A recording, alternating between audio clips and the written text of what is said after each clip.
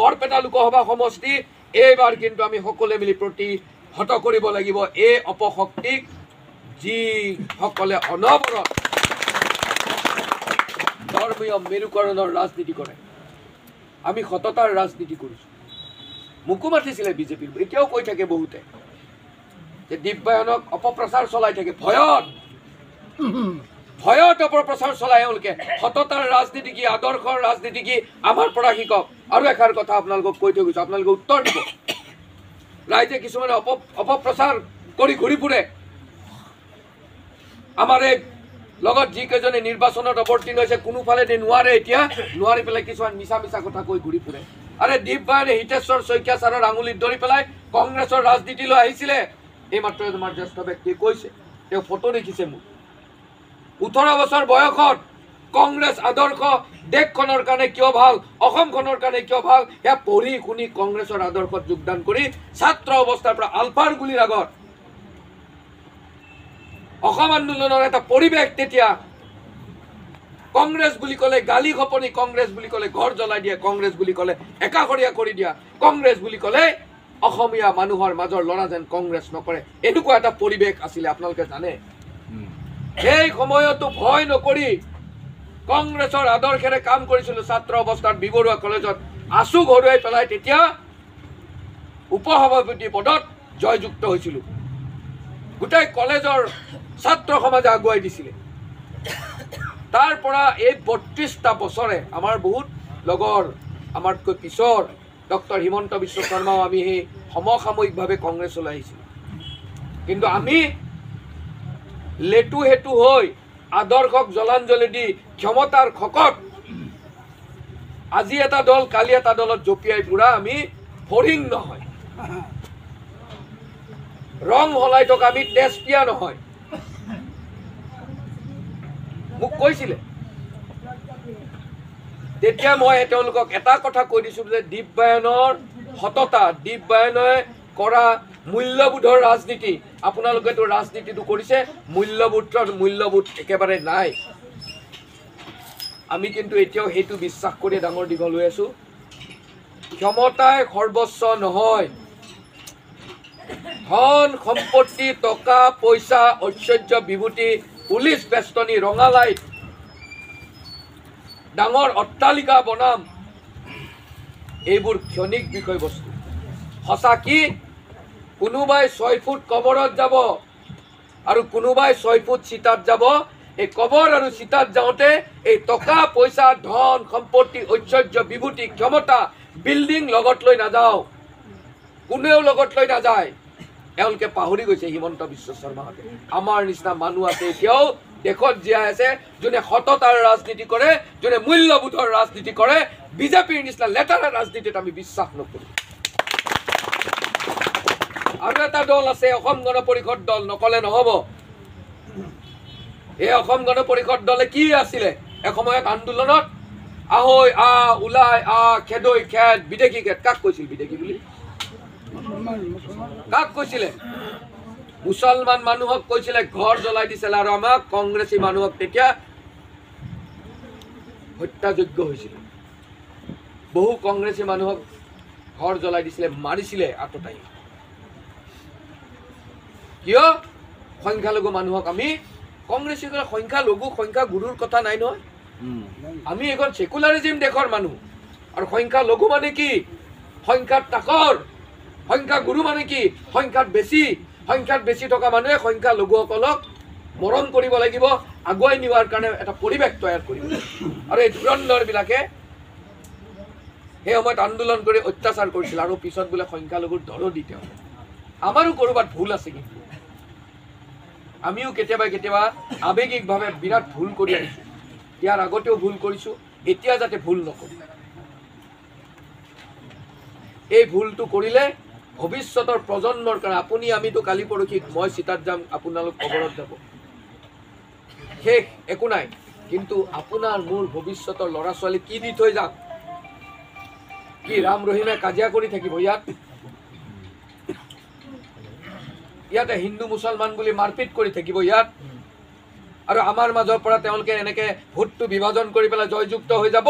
আৰু আমাক শোষণেৰে শাসন কৰি থাকিব এয়া দিম নেকি আমাৰ ল'ৰা ছোৱালীৰ ভৱিষ্যতৰ প্ৰজন্মৰ মাটি বাৰী বন্ধকত দি বনিয়াক দি দিব আমি এয়া দিম নেকি দানিছ খান নাম হোৱাৰ কাৰণে সংসদত আপোনালোক বিলাকক কিছুমান কথা কিন্তু অলপ এই কিছুমান দালাল আহিব দীপবাইনক ভোট দিব নালাগে ভোট দিব লাগিব কংগ্ৰেছক কংগ্ৰেছ দলক সংবিধান ৰক্ষা কৰাৰ কাৰণে ভাৰতবৰ্ষৰ এই সংবিধানখন ৰক্ষা কৰাৰ কাৰণে কংগ্ৰেছ দলক ভোট দি পেলাই এই বিজতৰীয়া সংস্কৃতিক আমি বাধা দিব লাগিব নহয় তেওঁলোকৰ ইমান সাহস কেতিয়াও কাহানিও নোহোৱা নোপোজা কাহানিবিলাক হৈ আছে আমি কিন্তু চকু মুদা খুলি হৈ আছো আমি সকলো চকু মুদা খুলি হৈ বহি আছো দানিছ খান নাম উত্তৰ প্ৰদেশৰ কোনে বহুতে চাগে জানে এজন মুছলমান সম্প্ৰদায় হোৱাৰ কাৰণে নেহেৰুজীৰ দিনৰ পৰা ইন্দিৰা গান্ধী নেহেৰুজীৰ দিনৰ পৰা আহি আহি মনমোহন সিঙৰ দিনলৈকে সংসদত কি আলোচনা সংসদত সাংসদসকলে আলোচনা কৰে দেশখনৰ কথা সমষ্টিবিলাকৰ কথা ৰাজ্যৰ কথা কেনেকৈ আগুৱাই লৈ যাব সংবিধানখন কেনেকৈ ৰক্ষা কৰি গোটেই আমাৰ সমাজৰ মানুহখিনি কেনেকৈ নিব পাৰোঁ তাৰ বিষয়বস্তুৰ ওপৰত আলোচনা হয় হিন্দু মুছলমানৰ কাৰণে আলোচনা নহয় তাত দানিছ খান নাম হোৱাৰ কাৰণে অভব্য আচৰণ গুণ্ডা এজনে তেওঁলোকক বিজেপি আমি কি গুণ্ডা পঠিয়াইছো তাত সংসদত পিছদিনাই ৰাহুল গান্ধীয়ে গৈ খবৰ লৈছে তেওঁলোকে ৰাহুল গান্ধীকো সমালোচনা কৰে দানিছ খান নাম হোৱাৰ কাৰণে ইমান এতিয়া মোৰ মুখত শব্দবোৰ নাহে আপোনালোকক ক'বৰ কাৰণে কিন্তু তেওঁলোকে ইমান নিৰ্লজ্জ ইমান নীলাজ সংসদতো তেনেকুৱা শব্দ প্ৰয়োগ কৰে তেওঁলোকৰ কাম কি তোমাৰ সমষ্টিত কি কাম আছে কৰিব লাগে সেইবোৰ কাম কৰা বিভেদেৰে ভেদাভেদৰ ৰাজনীতি কৰি পেলাই মানুহক বিষবাস্প বিয়পা আৰু সংসদত গুণ্ডাগিৰি কৰিব আপোনালোকে মোক যদি কালি ভোটদান কৰি আপোনালোকে সংসদত পঠাই দিয়ে মোৰ কি কাম হ'ব মোৰ কাম হ'ব জাকিৰ হুছেইন চিকদাৰৰ লগত লগ লাগি পেলাই এই সমষ্টিৰ উন্নয়নৰ কথা আৰু কিবা যদি আমাৰ ইয়াত দলং ঘাট কৰিব লগা আছে মথাউৰিৰ কাম কৰিব লাগে সেইবিলাক বিষয়বস্তু সংসদত আলোচনা কৰিব লাগিব মই গৈ পেলাই তাতে কাৰোবাক গুণ্ডাগিৰি কৰি কাৰোবাক গালি দিয়া কাম নেকি তাত মোৰ যদি টেলেণ্ট আছে মই সংসদত সিংহৰ গৰ্জন কৰি বৰপেটা লোকসভা সমষ্টিৰ কাৰণে কাম কৰিব লাগিব তেওঁলোকে কোনটো দিশলৈ লৈ গৈছে দেশখন আৰু কোনোবা আহিব মই নাম নকওঁ আৰু এটা দল এতিয়া ঘূৰি ফুৰিছে যাক আমি অক্সিজেন দি পেলাই বিধানসভাত তেওঁলোক শূন্য আছিলে জ্যেষ্ঠ ব্যক্তিৰ বহুত ৰেছপেক্ট কৰোঁ কিন্তু ৰেছপেক্টটোৰ সন্মান ৰাখিবলৈ বুজি পাব লাগিব এইকাৰণে কৈছোঁ এই কথাটো এছামে আওপকীয়াকৈ এতিয়া লাগিছে সংখ্যালঘুৰ ভোটটো যদি কংগ্ৰেছৰ পৰা ভাঙি দিব পাৰে তেতিয়াহ'লে বিজেপি আৰু এজিপি গৈ পেলাই আকৌ সংসদত যাব পাৰে এইটো এটা বিৰাট ডাঙৰ এজেণ্ট কৰি পেলাই হিমন্ত বিশ্ব শৰ্মা বিজেপিয়ে এতিয়া ঠেলি দিছে কিছুমানক জানে তেওঁলোকে নিৰ্বাচনত নিজিকে আজি আপোনালোকবিলাকে কওকচোন আপোনালোকবিলাকে এটা কথা কওক ভাইটি হাঁহি আছে আপোনালোকবিলাকে মোক এটা কথা কওকচোন বৰপেটা লোকসভা সমষ্টিত সবতকৈ শক্তিশালী দল কোন দল কংগ্ৰেছ আমাৰ ইয়াতে 5জনকৈ বিধায়ক আছে এতিয়াও আব্দুল খালেক ডাঙৰীয়া আমাৰ এমপি আমাৰ জিলা পৰিষদ আছে আমাৰ পঞ্চায়ত আছে আমাৰ বুথ পৰ্যায়লৈ কৰ্মী আছে আমাক কৈ কংগ্ৰেছে সিটটো এৰি দিব লাগে আৰু কাৰোবাক আমি স্যাক্ৰিফাইস কৰি পেলাই এজনক আমি বিধানসভাত খৰব হৈ থকাৰ কাৰণে জাগা দিলো এতিয়া কয় তেওঁলোকক সিটটো এৰি দিব লাগে তেওঁলোকৰ ভোট আছে নেকি কিমান ভোট আছে খুব বেছি 50,000 ভোটে 10টা সমষ্টি 50,000 ভোটেৰে বিজেপি ঘৰুৱাব পাৰিব নেকি এতিয়া মানুহৰ মাজত ঘূৰি আছে সংখ্যালঘুৰ ভোটটো ভাঙিব লাগে ভাঙিলে 50,000টো 1.5 লাখত আমাৰ কংগ্ৰেছ দল মাইনাছ হ'ব গতিকে ৰাইজ সজাগ হ'ব এইবিলাক কথা আপোনালোকে উত্তৰ দিব লাগিব অহা দিনত সংবিধান ৰক্ষা কৰাৰ যুঁজত বিশেষকৈ বাৰে বাৰে কৈছোঁ এইবাৰ যদি আমি সংবিধান ৰক্ষা কৰিব নোৱাৰো বিজেপিক যদি প্ৰতিহত কৰিব নোৱাৰো তেনেহ'লে ভৱিষ্যতে এওঁলোকে আজান একেবাৰে বন্ধ কৰি দিব। আমাৰ ভাইটিয়ে ক'লে, ছাইজুদ্দিন আহমেদে ক'লে, এওঁলোকে মনুস্মৃতিৰ আণ্ডাৰত, আমি হিন্দু মানুহ হ'লেও এইবিলাক বিশ্বাস নকৰোঁ। মনুস্মৃতিত কি আছে ক'লে বেয়া পাব তেওঁলোকে। মহিলাৰ ওপৰত তেওঁলোকৰ এনেকুৱা বহুত আছে, ব্যাখ্যা কৰিবলৈ নাযাওঁ, কাৰো আঘাত দিবলৈ নাযাওঁ, কোনো ধৰ্মক আঘাত দিবলৈ নাযাওঁ, কিন্তু হিন্দু ধৰ্ম, সনাতন ধৰ্মই, মুছলমান ধৰ্মই কাকো ঘৃণা কৰিবলৈ শিকোৱা নাই, কোনো ধৰ্মই কাকো ঘৃণা কৰিবলৈ শিকোৱা নাই। আৰু আমাৰ ভাৰতবৰ্ষৰ মূল মন্ত্ৰ হ'ল সকলোৰে লগত একেলগে থাকি ভাৰতবৰ্ষখন আগুৱাই লৈ যোৱা। আমাৰ অসমৰ মূল মন্ত্ৰ হ'ল শংকৰ আজানৰ দেশ। আৰু আমাৰ দায়িত্ব এইবাৰ ৰাম আৰু ৰহিমে মিলি শংকৰ আজানৰ মিলা প্ৰীতিৰে এইবাৰ ভাৰতবৰ্ষত বৰপেটাৰ পৰা আমি দেখুৱাই দিব লাগিব যে তোমালে যিমানে ভেদাভেদৰ বিষবাস্পন বিয়পাই নিদিয়া কিয়, বৰপেটা লোকসভা সমষ্টিয়ে দেখুৱাই দিব যে শংকৰ আজানৰ মিলা প্ৰীতি কি, ৰাম আৰু ৰহিমৰ মিলা প্ৰীতি কি। আৰু এইবাৰ সকলোৱে মিলি ভোটদান কৰি পেলাই বৰপেটা লোকসভা সমষ্টিয়ে সংবিধান ৰক্ষা কৰাৰ যুঁজত, ভৱিষ্যতৰ প্ৰজন্মৰ, আমাৰ ভৱিষ্যত প্ৰজন্মৰ ৰক্ষা কৰাৰ যুঁজত আমি সকলোৱে মিলি আমি ভোটদান কৰিম। এইখিনি বক্তব্য ৰাখি আপোনালোক বিলাকৰ ওচৰৰ পৰা মই যাব লাগিব, কাৰণ 9:16 হ'ল, প্ৰায় 8টা বজাৰ পৰা মোক পাঠশালাত এটা বড়ো সম্প্ৰদায়ৰ মানুহে তেওঁলোকৰ বাথৌ পূজা, তেওঁলোকৰ প্ৰায় 100-150 মানুহ ৰৈ আছে, বেয়া পাব। ইতিমধ্যে মোক ফোন কৰি আছে, মই ইয়াৰ পৰা ওলাই আপোনালোকক নমস্কাৰ দিছোঁ, মোৰ দেৰিয়ে হ'ল, কিন্তু কাকো এতিয়া মনত বেয়া পাব দিব নোৱাৰোঁ, কাৰণ আগ্ৰহেৰে মাতে, সকলোৰে মৰমেৰে মাতে, সকলো মানুহে ইমান আগ্ৰহ পাইছোঁ, ইমান মৰম পাইছোঁ। মই দিব্যায়ন হিচাপে নহয়, বৰ্তমান দেশৰ পৰিস্থিতি হিচাপে সকলো ৰাইজ ওলাই আহিছে। মই আপোনালোকক এইখিনিও কৈ থৈ দিওঁ, বহুকেইখন জিলাত য'ত একেবাৰে বিজেপি ঘাটি বুলি কয়, সেই জেগাবিলাকতো কিন্তু এইবাৰ বিজেপিৰ প্ৰতি তেওঁলোকৰ প্ৰীতি নোহোৱা হৈছে, মোহাচন্ন হৈছে। অলপ আগতে আমাৰ ভাতৃয়ে ক'লে, আপাৰ আছামত চাপ হৈ গ'ল, আপাৰ আছামত চাপ হৈ গ'ল, এতিয়া লোৱাৰ আছামত। এতিয়া মই এটা পেপাৰ কাটিং এইমাত্ৰ পঢ়ি চাই আছিলোঁ, পেপাৰ কাটিংটো মোৰ তাত আছে নাচাওঁ, মই উলিয়াব লাগিব, নহ'লে বা আচ্ছা যা হওক। আপাৰ আছামৰ ইলেকশ্যন শেষ, বিজেপি আহি গ'ল, এতিয়া লোৱাৰ আছামত সংখ্যালঘু সম্প্ৰদায়ৰ দৰদী হৈছে। এতিয়া গালি নাপাৰে, এই 2টা দিন গালি নাপাৰিব, এই 2টা দিন আপোনালোক ভাল চব হ'ব। ভোটটো ভয় খাইছে আচলতে, দেখিছে এইবাৰ। আৰু মই আপোনালোক কৈছোঁ, এইবাৰ যলৈকে গৈছোঁ, মোক আমাৰ হিন্দু ভাইসকলে সুধিছে বিভিন্ন জেগাত, এইটো ভাল দেই, পজিটিভ চাইড, কৈছে আমাৰ এইবাৰ সংখ্যালঘু মানুহে ভোটটো দিবনে নাই, আমাৰ বৰপেটা ভাষাত বৰপেটাই সোধে, দিবনে নাই। মই বোলো মোক সংখ্যালঘু মানুহে কৈ আছে যে আমাৰ তাত তুমি সময় খৰচ কৰিব নালাগে, আমাৰ তাতে তুমি সময় খৰচ কৰিব নালাগে, তুমি হিন্দু জেগাত যোৱা। তাৰমানে একদম এইটো আপোনালোকৰ তাত আহিলে মোক কয় যে তুমি ইয়াত ইমান সময় খৰচ কৰি লাভ নাই, আমাৰ ইয়াতে তুমি ভোট পাবা, তুমি হিন্দু জেগাত যোৱা। হিন্দু মানুহে আৰু মোক কৈ আছে সংখ্যালঘুবিলাকে ভোট দিবতো।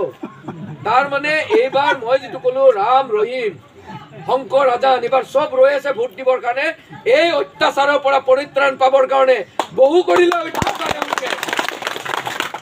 এই অত্যাচাৰৰ পৰিত্ৰাণ ঈশ্বৰ আল্লাহ চবেই বিচাৰিছে, আৰু সেইকাৰণে ৰাইজ এইবাৰ আবেগেৰে নহয়, এইবাৰ সকলো ৰাইজে বিবেকেৰে ভোট দিব। মই আপোনালোকবিলাকৰ মাজৰ সন্তান, বাৰে বাৰে কৈছোঁ, আমি সত্ৰ সংস্কৃতি গুৰুজনাৰ আদৰ্শেৰে আগবঢ়া দলৰ আমি সেইটো সংস্কৃতিৰ আমি মানুহ। আৰু গুৰুজনাৰ মুখ্য মানুহজনে আছিলে, ভগৱান গুৰুজনাক যদি কোনোবাই 5খন হাতত দেখিছিল, সেইটো দেখিছিল অকল চান খাই। এইবিলাকতো পঢ়া শুনা আজিকালি আমাৰ ল'ৰা ছোৱালীৰ ওচৰত নোহোৱা হৈ গ'ল। গতিকে সেইটো সংস্কৃতি আমি ৰখাই ৰাখিব লাগিব, এইটো আমাৰ সকলোৰে দায়িত্ব, কিন্তু আমাৰ সকলোৰে দায়িত্ব। আৰু শেষত এটা ভগৱান আল্লাৰ কি আশীৰ্বাদ, আপোনালোকৰ দুৱাত কি আশীৰ্বাদ পাইছোঁ মই নাজানো। EVM মেচিনৰ 1 নম্বৰ বুটামটো কংগ্ৰেছ দলৰ হাতখন আৰু টিপ বিচাৰি ফুৰিব নালাগে। আৰু প্ৰথম 1 নম্বৰ বুটামটোৱে মোক বহুতে সুধি আছিল, EVMৰ 1 নম্বৰ বুটামটোৱে মোক বহুতে সুধি আছিল, দাদা কিমান হ'ব কি হ'ব বোলো নাজানো ইহঁতেতো এলফাবেটিক দিয়ে নে কি দিয়ে মোক বহুতে ক'লে এলফাবেটিক আপোনাক এলফাবেটিক দিছে নেকি মই নহয় এলফাবেটিক হ'লেতো আৰু বহুত মানুহ আছিল ডি এ নামৰো মানুহ আছিল এইটো লটাৰীৰ হৈ গ'ল লটাৰীত ভগৱানে পেলাই দিলে কংগ্ৰেছ দলক 1 নম্বৰ গতিকে 1 নম্বৰত কংগ্ৰেছ দলক ভোটদান কৰি সকলো ৰাইজক আপোনালোকে বুজাই দিব অহা দিনত আহক ৰাম ৰহিম মিলি শংকৰ ৰাজনৰ সংস্কৃতি ৰক্ষা কৰোঁ এইখিনি বক্তব্য ৰাখি আপোনালোকৰ সন্তান হিচাপে আশীৰ্বাদ বিচাৰিছোঁ দোৱা বিচাৰিছোঁ জ্যেষ্ঠসকলক সকলো ডেকা শক্তি বিচাৰিছোঁ আই মাতৃসকলৰ আশীৰ্বাদ বিচাৰিছোঁ এইখিনি বক্তব্য ৰাখি মই আৰু নৰম মই ওলাই যাম সকলোকে এইখিনি বক্তব্য ৰাখি মই মোৰ বক্তব্য সামৰণি মাৰিছোঁ ধন্যবাদ জয় হিন্দ জয় আই আমাক খবৰটি কৰি গতিকে মই আহ্বান জনাইছোঁ আগন্তুক 7 তাৰিখত বৰপেটা লোকসভা সমষ্টিৰ আমাৰ কংগ্ৰেছ দলৰ মনোনীত প্ৰাৰ্থী দীপায়ন ডাঙৰীয়াক হাতৰ ছবিত ভোট দি জয়যুক্ত কৰিবলৈ মই আহ্বান জনাইছোঁ তাৰ লগতে আমাৰ মুৰব্বীসকলে এই অনুষ্ঠানলৈ আহি আজিৰ যি অনুষ্ঠান আমাৰ কাৰ্যালয় উদ্বোধন অনুষ্ঠানত আহি অংশগ্ৰহণ কৰাৰ কাৰণে আমি পাকাবেটুৰি ব্লক কংগ্ৰেছ তৰফৰ পৰা আন্তৰিক শুভেচ্ছা জ্ঞাপন কৰিছোঁ তাৰ লগতে সকলোকে আগন্তুক লোকসভা নিৰ্বাচনত আমাৰ দলীয় প্ৰাৰ্থীক জয়যুক্ত কৰাৰ কাৰণে সকলোৰে লগত আলোচনা কৰি যাতে আমাৰ প্ৰাৰ্থী জয় হয় তাৰে কামনা কৰি আজি সভা সমাপ্ত বুলি ঘোষণা কৰিছোঁ আৰু অহাকালি আমাৰ পয়াকুছিত এখন ডাঙৰ সভা আছে আমাৰ সন্মানীয় সৰ্বভাৰতীয় কংগ্ৰেছ দলৰ সভাপতি মল্লিকাৰ্জুন খাৰ্গে ডাঙৰীয়া আহিব আৰু আমাৰ